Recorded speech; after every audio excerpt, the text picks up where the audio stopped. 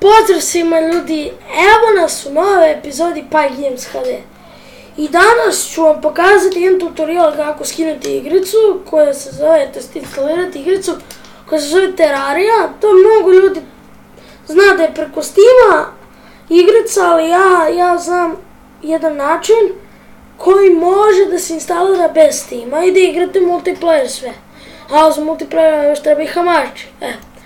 Znači ljudi ovako, imat ćete link u opisu videa od ovog za VNR ovaj install i kada vi to instalirate, napravite jedan folder, na primjer Terraria, meni se Terraria MF i uzmete sve to, prekopirate iz VNR-a u ovaj folder Terraria MF.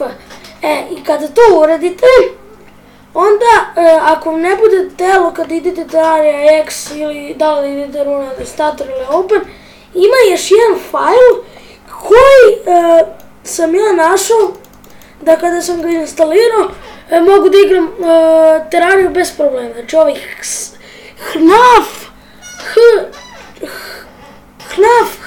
40 Redist MSI.